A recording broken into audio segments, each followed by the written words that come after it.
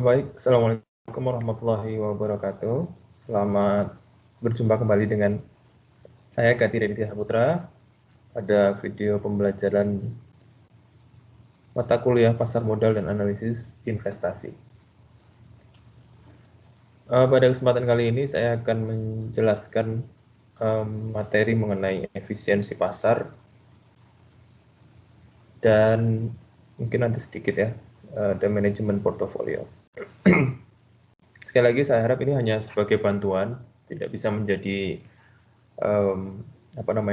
satu patokan buat kalian untuk belajar di sini saja, karena itu tidak akan mungkin cukup, sehingga kalian harus membaca lebih dan lebih di luar, maupun baik di buku, ada bukunya Prof. Jogianto, itu kemudian atau Anda bisa cari sendiri di internet gitu ya, googling sources-nya cukup banyak. Baik, saya akan memulai dari slide efisiensi pasar.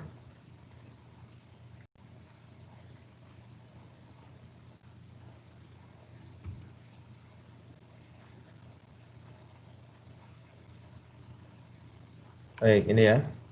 Semoga sudah muncul di layar Anda. Beberapa hal yang akan kita bahas. Yang pertama adalah pasar modal yang efisien, dua hipotesis pasar efisien, kemudian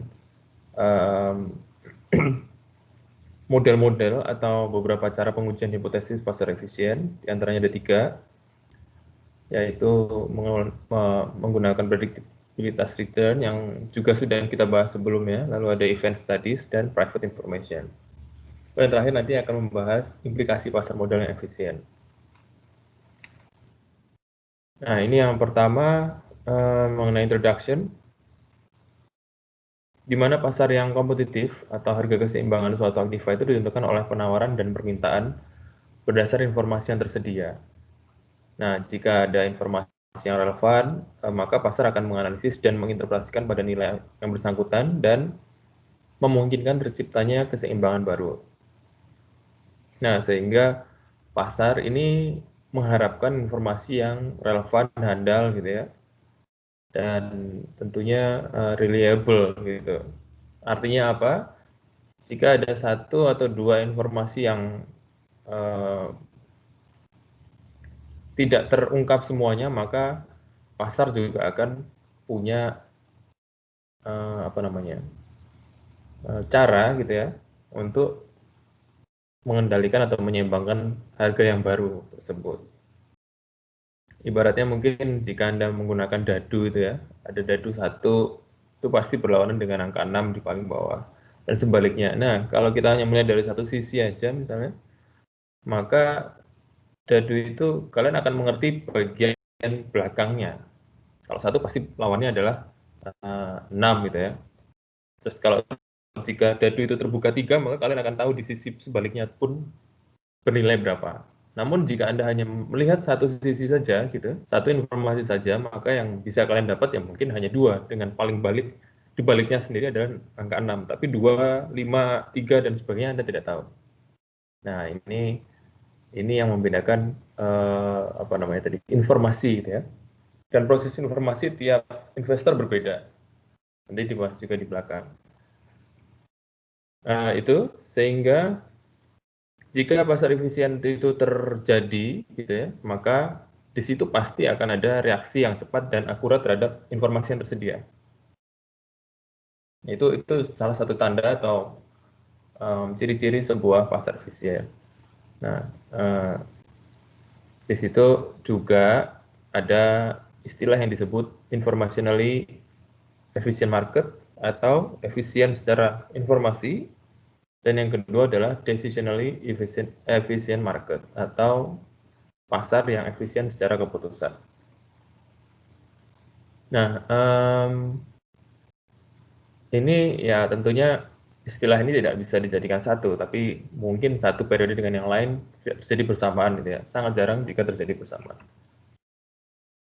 Next adalah bentuk-bentuk pasar efisiensi pasar. Yang pertama tadi ya, informationally, yang kedua adalah decisionally.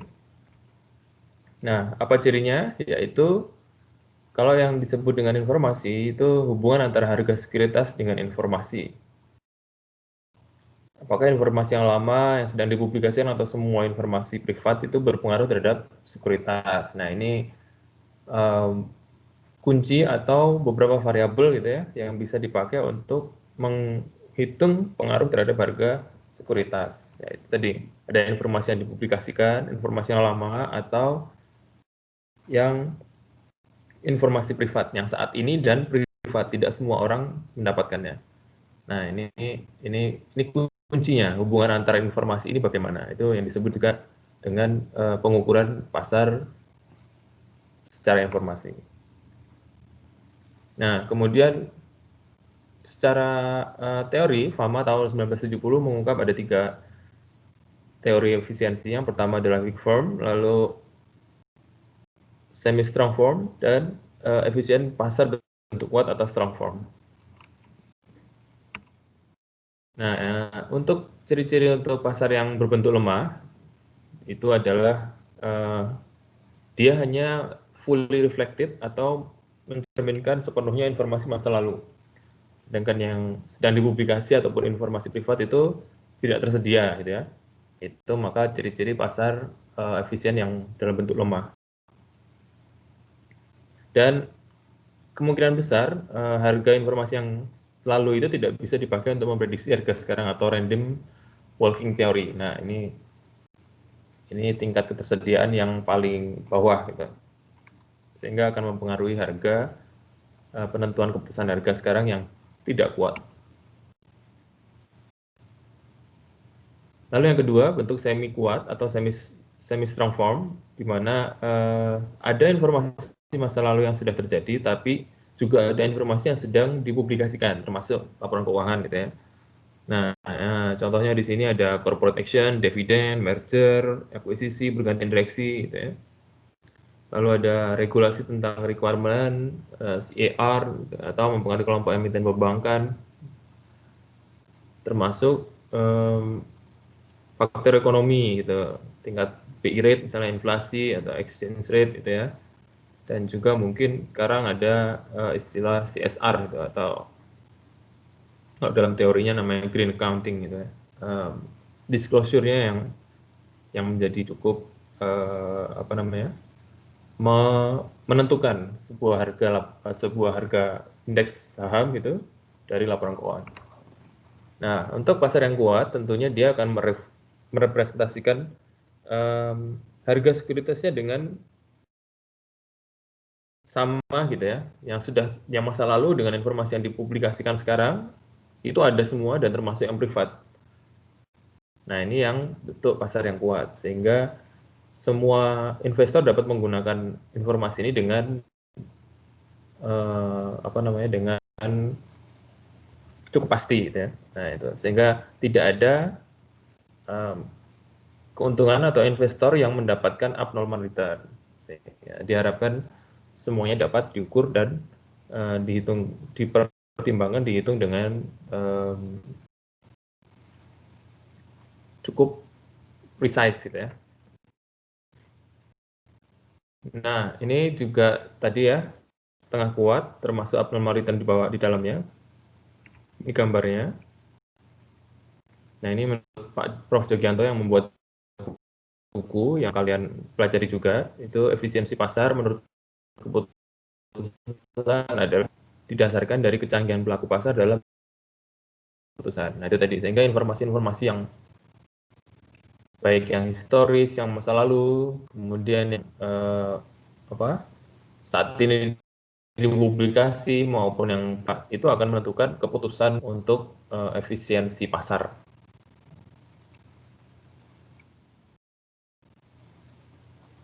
Ya, informasi-informasi tadi jika sudah diketahui dipublikasi, maka secara keputusan perlu diolah data itu, termasuk pengumuman laba, kenaikan penjualan, merger, akuisisi, belanja modal utang dan sebagainya itu ya.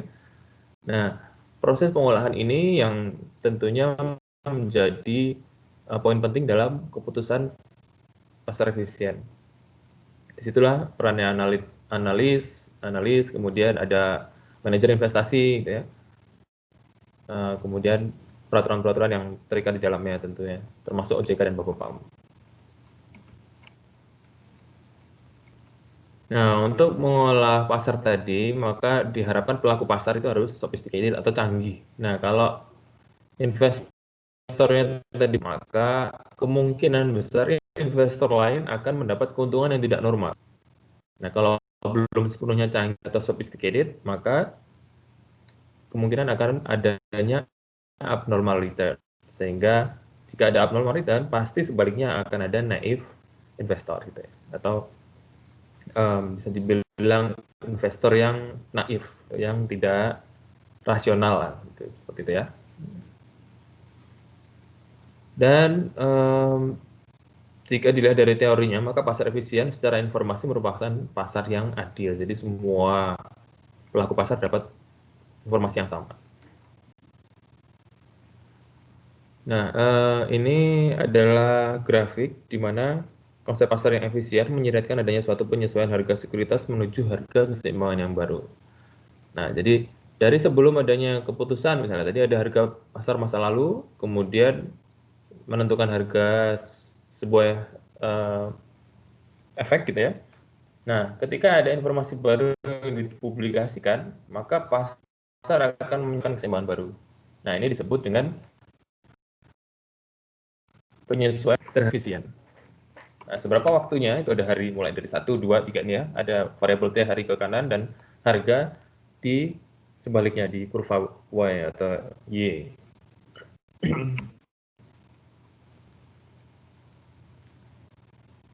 Nah, satu hal yang cukup penting yang ingin disampaikan, one can beat the market. Tidak ada seorang pun yang bisa mengalahkan pasar. Sehingga artinya tidak ada seorang pun yang bisa abnormal. Ini harusnya. Jika informasi itu semua dapat diakses dengan baik dan mudah, maka tidak seorang pun bisa memperoleh keuntungan abnormal. Nah, tapi jika salah satu aja tidak terlaksana, gitu ya, misalnya ada informasi yang tidak bisa diakses atau tidak diketahui secara penuh oleh pelaku pasar, maka dimungkinkan akan terjadinya abnormal return. Itu ya, cukup jelas untuk abnormal return. Saya akan lanjut ke ini tadi masih penjelasan tentang weak form, kemudian ada semi strong dan strong form ya. Bisa kalian baca sendiri. Nah, saya masuk yang kedua di mana ada pengujian hipotesis untuk pasar yang sempurna. Dari tahun 90 Fama, ini tentunya orang Amerika ya, itu menemukan 3 konsep untuk menguji pasar yang efisien. Satu dengan cara predictabilitas return, 2 event studies, dan pengujian private information. Ini secara umum. Namun secara khusus kalian udah bahas di teman sebelumnya, ada option, itu ada apa namanya tadi, risk and return, ada beta model, itu ada CAPM atau capital asset pricing model, termasuk dalam cara-cara untuk menguji predictabilitas return gitu ya. Nah, ini kemudian dibedakan juga menjadi 3 hal. Yang paling lemah adalah predictabilitas return yang tadi kita baca di pertemuan-pertemuan sebelumnya. Kemudian event studies itu semi strong dan strong. Itu yang private information. Nah, yang pertama tadi untuk pengujian predictabilitas return bisa dengan cara pola mempelajari return seasonal gitu ya, atau harian, baik harian, itu mingguan atau tahunan gitu ya, itu seasonal. Kemudian data return di masa yang lalu untuk menguji predictabilitas return jangka pendek maupun jangka panjang, itu juga bisa dilakukan. Dan yang ketiga yaitu mempelajari hubungan return dengan karakteristik perusahaan. Ini termasuk dalam pengujian predictabilitas return. Tadi yang saya jelaskan ada return harian gitu ya, return bulanan itu yang bisa dipakai untuk menghitung prediktabilitas return tergantung apa namanya, hari atau model atau efek yang ingin dihitung itu sendiri, sehingga disesuaikan dengan pola return yang ingin diketahui. Ini bisa digunakan pengujian pola return sekuritas. Nah, kalau mau ditanya yang mana yang paling kuat, ya di antara yang paling lemah, tadi kan saya bilang return sekuritas atau pengujian pola return itu termasuk yang weak gitu ya. Tapi yang paling kuat yang bagaimana? Tentunya yang paling panjang pola return-nya tahunan, tapi juga paling banyak modelnya, bukan modelnya, tapi variabel di dalamnya. Gitu ya. Nah, ini juga akan menjelaskan pengujian prediktibilitas jangka pendek. Kalau tadi itu sebelumnya saya jelaskan jangka panjang, tapi yang ini jangka pendek bisa dengan uji korelasi atau run test, filter test, atau relative strength. Itu untuk yang prediktibilitas jangka pendek. Nah, ini beberapa hasil penelitian dari berbagai negara. Di Inggris misalnya ada Kendall dan Alexander, gitu. Dia mengungkap interval waktu yang paling merepresentasi itu ya, nilai koefisien korelasi misalnya, itu antara 1 sampai dengan 16 minggu nilainya sendiri-sendiri. Nah, ini. Yang paling mendekati 1 berarti yang paling baik gitu ya, yang 16 minggu ini yang terlama. Kemudian yang kedua dari Moore misalnya. Ada 30 perusahaan di AS, ada dengan harga 1 minggu, dia menemukan nilai 0, Kendall dan Alexander gitu ya. Dan juga Kuttner tahun 94 yang menggunakan di Amerika. Oh, ternyata sama juga meneliti di mana dia punya nilai yang harian menghitungnya dengan variabel koefisien korelasi, artinya berseberangan ya, kalau hanya 16 hari. Kalau Niarto 1 bulan mendapatkan positif, Jennergen negatif juga, tidak sampai seminggu, dan juga Jennergen dan Korsvold di Swedia juga negatif. Jadi cukup kuat, cukup precise. Jadi kalau hari ini semakin baik. Nah, berikut ujian prediktibilitas jangka panjang, ya, tadi bisa dipakai dengan risk ke depan dalam jangka waktu yang panjang, misalnya puluhan tahun. Nah, bursa efek kita sendiri baru dimulai sekitar 97 ya, saya nggak salah. Itu artinya baru 20 dari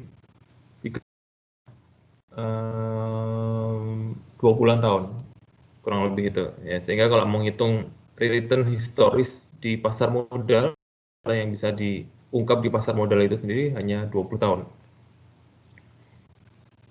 gitu. Nah, kalau pengujian ini yang sering kali kita bahas deskripsi atau Anda membahas ini tentang size effect misalnya, market to book karakteristik perusahaan bisa dipakai, namun tadi semakin panjang penelitian maka hasilnya bisa semakin valid. Nah, ini pengujian yang kedua disebut juga event studies atau penelitian yang ditujukan untuk membuktikan adanya dampak pengumuman terhadap harga suatu sekuritas di waktu tertentu. Nah, ini masuk pasar terdapat atau tercermin pada harga pasar sekuritas. Event study misalnya tadi bisa digunakan apa ya? Dulu pada waktu pertama kali Jokowi diumumkan sebelum menjadi presiden, ada istilah Jokowi Effect gitu ya. Kalian pernah dengar itu, di mana pasar itu dianggap sudah merespon keberhasilan Jokowi jika menjadi presiden. Ya. Nah, sehingga dibilang Jokowi Effect. Ini diuji. Jadi sebelum jadi presiden, kemudian beliau diangkat jadi presiden, lalu setelah jadi presiden, diukur berapa harinya. Dilihat event studies tadi yang dimaksud. Apakah ada perbedaan kenaikan return dari adanya pengangkatan Jokowi menjadi presiden itu misalnya. Nah, ini namanya event studies. rupanya mungkin ya jika memang ada itu namanya Jokowi effect, maka mungkin pasarnya bisa jadi yang tidak sophisticated itu. Karena apa? Karena Jokowi belum memutuskan sesuatu yang pasti. Ketika menjabat menjadi presiden, beliau baru punya keputusan terhadap pasar saham. Namun sebelumnya dia nggak punya keputusan. Nah, ini dianggap sebagai hal yang menarik gitu ya bagi penelitian event studies.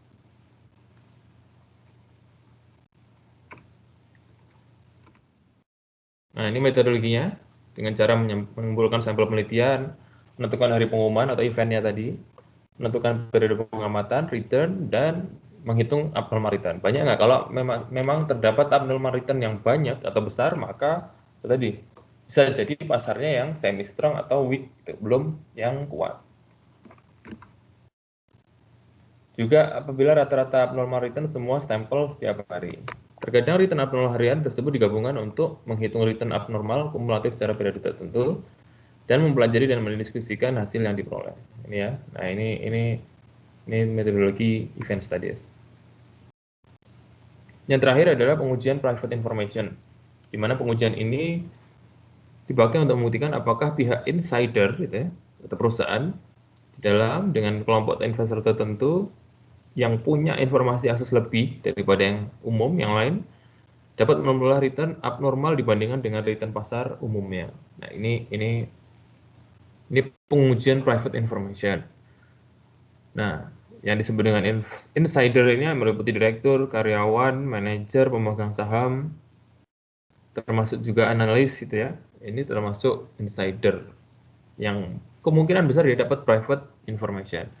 Sehingga di pertemuan-pertemuan sebelumnya juga ada yang menyinggung tentang insider trading atau perdagangan di dalam. Nah, ini cukup rawan karena private information ini tidak diumumkan secara masif gitu. Hanya beberapa orang saja yang dapat mendapatkan informasi tentang private information.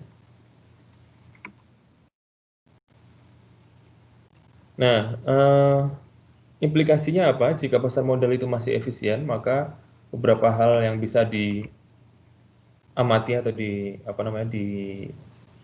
dilakukan pengujiannya itu diantaranya adalah satu, praktisi yang tidak bisa mempercayai adanya pasar yang efisien dengan berbagai argumennya. Nah, misalnya kemampuan mereka untuk memperoleh capital gain dan strategi perdagangan yang aktif. Jika ini terjadi, maka itu termasuk implikasi, gitu ya. Yang kedua, misalnya banyak akademisi yang mempercayai bahwa pasar yang efisien pada tingkat tertentu pasti ada. Banyak ya. Nah, ini juga implikasi. Tapi kalau ini belum terjadi, maka belum efisien. Nah, apa sih implikasinya bagi investor? Tentunya investor yang melakukan analisis fundamental dalam bentuk setengah kuat tadi atau semi strong itu tidak perlu diadakan jika itu sudah efisien. Jadi pasarnya, apabila pasar itu efisien, maka analisis fundamental nggak perlu. Karena semua informasi tersedia, ada, mudah gitu ya. Nah, kemudian yang kedua, bagi investor yang melakukan technical analysis, jika ada pasar dalam bentuk lemah itu memang terjadi, maka tindakan investor untuk meramalkan harga saham di masa depan menggunakan data harga saham historis tidak bermanfaat. Jadi nilai di masa yang lalu dipakai untuk menghitung masa depan itu tidak relevan. Nah, jika itu terjadi maka itu salah satu implikasi pasar modal yang efisien. Tapi jika itu terjadi maka pasarnya belum efisien tentunya ya. Ternyata harga saham historis yang dulu itu bisa dipakai untuk meramalkan masa depan misalnya. Nah, alasan pasar tidak efisien ada beberapa hal tentunya, di mana jumlah kecil pelaku pasar yang dapat memegang harga. Kecil tapi ternyata dia punya saham-saham yang kita bahas kemarin blue chips gitu ya. Nah, ini mungkin bisa mengakibatkan pasar yang tidak efisien. Yang kedua, penyebaran informasi yang tidak merata. Satu, dapat informasi yang kemudian hanya bisa dimanfaatkan oleh insider trading. Nah, itu juga alasan pasar tidak efisien. Yang kedua, yang ketiga, informasi yang tersedia dapat diprediksi oleh sebagian pelaku pasar, dan yang terakhir, naive investor dan unsophisticated pelaku tadi. Ini slide terakhir sebelum masuk ke berikutnya mungkin. Proses penyebaran informasi tidak simetris menjadi informasi simetris. Nah, ini ya. Jika informasi privat tadi disebarkan secara publik dengan resmi, maka ini akan mempercepat proses penyebaran. Misalnya sekarang saat ini lagi kondisinya COVID gitu ya. Nah, apakah informasi COVID ini berpengaruh cepat terhadap publik sehingga mempengaruhi harga-harga di saham secara umum? Nah, ini juga alasan pasar yang tidak efisien kalau itu terjadi. Nah, kemudian investor yang memiliki informasi privat menggunakan informasi tersebut dan lalu menjualnya. Lalu yang terakhir, ekspektasi rasional, di mana investor yang tidak mempunyai informasi privat akan melakukan transaksi dengan mengikuti transaksi yang dilakukan oleh investor yang mempunyai informasi dengan pengamatan perubahan harga yang terjadi. Nah, ini ekspektasi rasional itu adalah kaget gitu ya. Bisa dibilang investor yang latah. Gitu. Satu, beli A, semua beli A. Itu beli B, beli B. Nah, ini termasuk salah satu alasan pasar kenapa tidak efisien jika itu terjadi. Baik, itu tadi untuk pembahasan tentang materi yang pertama, yaitu efisiensi dan efisiensi pasar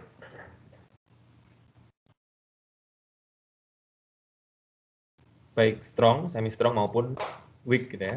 Nah, lalu materi yang berikutnya adalah manajemen portofolio. Setelah kalian membaca tadi beberapa materi yang saya sediakan sebelumnya, maka ini ya, semoga sudah muncul. Satu, di mana membuat portofolio, kemudian memonitor dan merevisi. Ini kunci penting dalam melakukan manajemen portofolio. Nah, proses yang dipakai ini menggunakan Chartered Financial Analyst atau CFA. Jadi orang-orang yang bisa melakukan ini harus bersertifikasi di pasar modal ya. Nah, ini yang mungkin kalau kalian pernah melihat Wall Street ya, beberapa film-film tentang saham itu, ya di situ ada contoh-contoh Chartered Financial Analyst gitu ya. Analis-analis yang di dalam situ yang bisa kabur juga gitu. Karena mungkin saja karena dia tidak terregistrasi misalnya. Nah, sehingga sekarang harus bersertifikasi.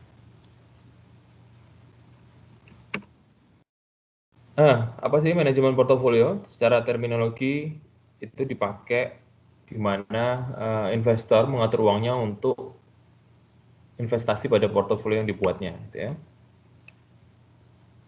Nah, ini beberapa hal yang dipakai, ada pertimbangan ekonomik, sosial, dan sektor yang relevan, kemudian spesifikasi dan kuantifikasi sasaran investor, batasan, preferensi-preferensi. Nah, informasi tersebut dikumpulkan menjadi kebijakan dan strategi portofolio serta ekspektasi pasar dikumpulkan. Kemudian dimonitor faktor input dan investor, konstruksi dan revisi portofolio.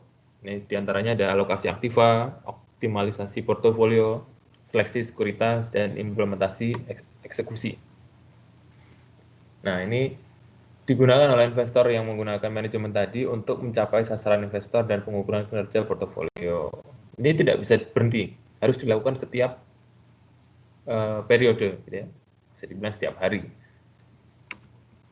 Nah, ada 3 input yang digunakan, yaitu return ekspektasi individual sekuritas, varian return individual, dan covariant return individual sekuritas. Apa fungsinya? Yang pertama itu untuk membentuk return ekspektasian, lalu yang varian dan covariant tadi untuk membentuk varian return atau risiko portofolio. Jadi ini stepnya. Menghitung return ekspektasian dulu ya, setelah itu ada varian dan covariant, dia dipakai untuk menghitung varian return risiko. Nah, termasuk tadi beta misalnya mau dimasukkan di dalamnya. Ini sasaran-sasaran investasi, yaitu return risiko akan menjadi trade-off, gitu ya, baik dipakai investor individual maupun investor institusional. Ini punya karakteristik yang mungkin berbeda, individual dan institusional. Kenapa? Ini dia preferensi untuk para pelaku individual itu ditentukan oleh tujuan dan batasan dari masing-masing pribadi. Sedangkan kalau institusional itu mempertimbangkan tujuan yang hendak dicapai, toleransi umum, dan investor-investor yang diwakilinya. Jadi nggak cuma satu, tapi banyak. Batasan atau aturan yang berlaku umum dan bersifat lebih panjang. Ini yang risiko institusional. Nah, dari dari klasifikasi higher return maupun lower return gitu ya, bisa dibilang ada kurva di sini. Nah, itu akumulasi awal karir, dia berani mengambil risiko yang tinggi, sehingga ada di kurva paling atas, high risk high return, kemudian semakin ke bawah, konsolidasi, dan yang terakhir membelanjakan dan memberi. Itu risiko, cenderung mencari risiko yang rendah gitu ya. Nah, ini tadi kelompok satu, yang muda biasanya yang punya high risk high return itu, awal karir, accumulated phase, kemudian high return, gitu, risk taker, dan juga agresif. Ini kelompok satu. Di sini tidak mengungkapkan tentang naif investor maupun unsophisticated gitu ya. Namun ciri-ciri tersebut tadi diungkapkan di kelompok yang muda gitu. Yang kedua, setengah tua, itu pertengahan sampai akhir karir, consolidation phase, kemudian mencari return risiko pada tingkat moderat dan risk neutral return, risk neutral investor dan moderate investor. Yang ketiga, tua pensiun. Ini siklusnya ada di spending phase dan gifting phase, memberi dan menerima. Dia cari yang lower return dan lower risk. Risk adverse investor dan konservatif investor, ini tipikal kelompok yang ketiga. Di mana Anda ya kalian bisa baca sendiri ya, kira-kira ada kelompok yang mana. Sehingga kalau sampai kelompok satu ini banyak, high return, high risk, kemudian memunculkan abnormal return, nah itu adalah kurva yang terjadi di pasar efisien. Ya, salah satu contohnya demikian. Kalau semakin banyak yang high risk, high return dan naif tadi, maka kemungkinan besar akan ada abnormal return yang semakin besar. Batasan-batasan investasi investor. Bagian portofolio minimal liquid agar dapat segera dicairkan, gitu ya. Ini likuiditas. Yang kedua, ketersediaan aktiva. Mana dan mana yang enggak dari sebuah aktiva yang untuk dijual beli. Lalu horizon investasi. Lama waktu investasi karena dana yang diinvestasikan belum digunakan untuk keperluan lain. Nah, seberapa lama dia mau pakai obligasi, surat utang negara misalnya, atau option digunakan. Nah, ini harus dikonsolidasikan dalam sebuah portofolio, termasuk peraturan pajak dan kebutuhan-kebutuhan unik gitu ya, kekhususan karakteristik. Ini kebijakan dan strategi investasi untuk investor institusi gitu ya, tentunya cukup beda dengan yang personal. Nah, termasuk pertimbangan faktor makro yang relevan, dampak ekonomi misalnya dari tingkat suku bunga pasar tadi, atau inflasi atau BI rate gitu ya. Kemudian faktor-faktor sosial, politik, itu tadi yang saya bilang di Jokowi effect, sosial, kemudian industri, di mana saat ini mungkin baru banyak industri di bidang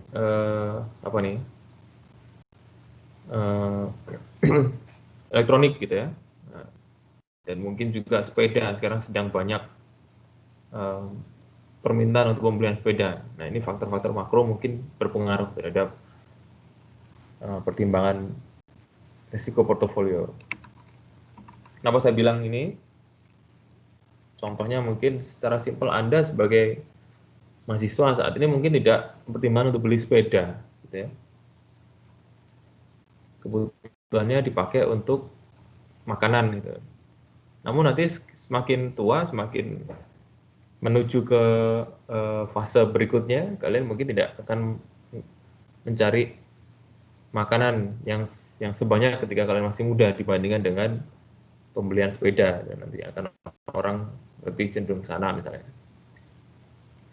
Nah, di sini ada proses untuk menentukan ekspektasi, di mana ada bullish dan bearish. Itu memilih sekuritas yang bullish itu memilih sekuritas yang mempunyai beta tinggi, dan bearish itu adalah risiko yang mempunyai beta rendah. Ini berlainan ya, satu bullish dan satu bearish. Nah, untuk eksekusi tadi sudah dijelaskan, ada alokasi aktiva, optimalisasi, pemilihan sekuritas, dan implementasi dan eksekusi. Ini ya, beberapa alokasinya ada saham, obligasi, instrumen, investasi real mungkin dari tanah, bangunan, logam mulia. Terus ada jenis-jenis reksadana, pasar uang, pendapatan, ekuitas, campuran, terproteksi, gitu ya. Alokasinya juga ada di instrumen, pasar uang, obligasi saham, obligasi yang akan jatuh tempo.